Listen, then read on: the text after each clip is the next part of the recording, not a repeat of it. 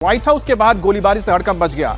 सबसे बड़ी बात तो यह है कि जिस वक्त गोलीबारी हुई उस वक्त राष्ट्रपति डोनाल्ड ट्रंप व्हाइट हाउस के अंदर मौजूद थे। हालांकि राहत की बात तो यह रही कि जो हमलावर था उसको तुरंत ही नाके पर यानी पोस्ट पर ही गोली मारकर ढेर कर दिया गया और गोलीबारी करने के दौरान एक आम आदमी भी इसमें घायल हुआ है जिसको गोली मारकर गिराया गया। वो हथियारबंद था, वो हथियार लेकर पहुंचा था और सीधे उसने फायरिंग शुरू कर दी, जिसके बाद आप देख सकते हैं कि व्हाइट हाउस के अंदर तमाम जो सुरक्षा कर्मी थे वो अलर्ट हो गए। तो ये तस्वीर एक बार फिर से ध्यान से आप देखिए, वहां पर कुछ रिपोर्टर्स अपनी रिपोर्ट प्रेजेंट कर रहे थे। उसी दौरान उन्होंने गोलियों की तड़तड़ाहट की आवाज सुनी, घबरा गए, कैमरे के सामने सामने से हटकर कहीं पीछे सेफ हाइड आउट ढूंढने की कोशिश कर रहे थे, क्योंकि उन्हें भी अंदाजा नहीं था कि इस तरह की गोलीबारी सुबह सुबह व्हाइट हाउस के बाहर उन्हें सुनने को मिलेगी। गोलीबारी में वहां मौजूद एक शख्स को भी गोली लगी है, सुनिए।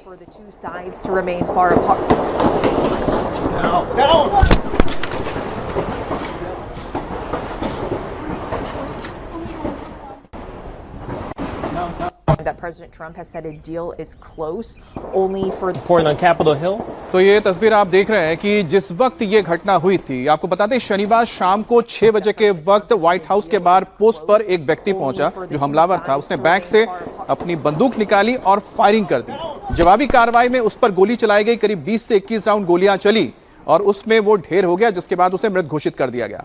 लेकिन जब ये गोली चल रही थी उस वक्त मौजूद वहां पर कॉरेस्पॉन्डेंट जो व्हाइट हाउस को कवर करते हैं वो अपने चैनल्स के साथ लाइव चैट कर रहे थे। और देखिए जैसे ही गोलीबारी हुई वहां से बोला गया डाउन डाउन, यानी कि बैठ जाओ, और वो रिपोर्टर बैठ गई, कॉरेस्पॉन्डेंट बैठ गई। उसके बाद जो कैमरा पर्सन थे उन्होंने भी अपने आप को संभाला, लेकिन कैमरा उन्होंने चालू रखा और पीछे की जो हरकत थी उसमें कैद हो गई और गोलियों की आवाज सुनी जा सकती थी।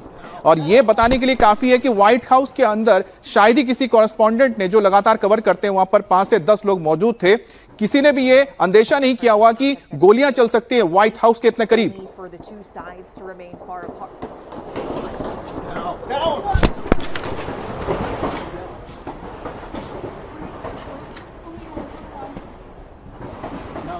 That President Trump has said a deal is close only for the two sides to remain far. Reporting on Capitol Hill.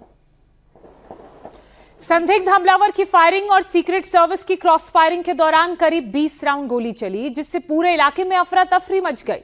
इस पूरी घटना में एक राहगीर को भी गोली लगी, लेकिन अभी यह साफ नहीं हो पाया है कि उस शख्स को संदिग्ध की शुरुआती गोलियों से गोली लगी या बाद में सीक्रेट सर्विस के जवानों की जवाबी कार्रवाई वाली गोली लगी। सीक्रेट सर्विस की तरफ से कहा गया है कि घटना में उनके किसी भी अधिकारी को चोट नहीं आई है। राष्ट्रपति डोनाल्ड ट्रंप जो उस वक्त व्हाइट हाउस में ही मौजूद थे, उन पर भी इसका कोई असर नहीं पड़ा है।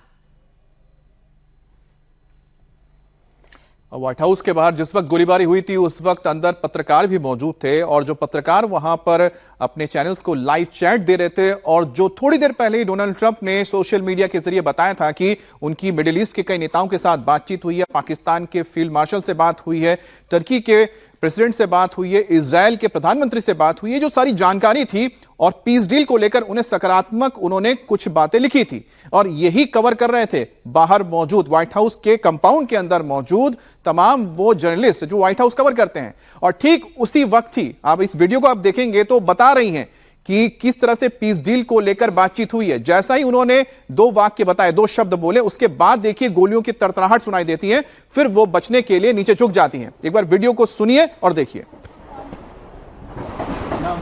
That President Trump has said a deal is close only for the two sides to remain far apart.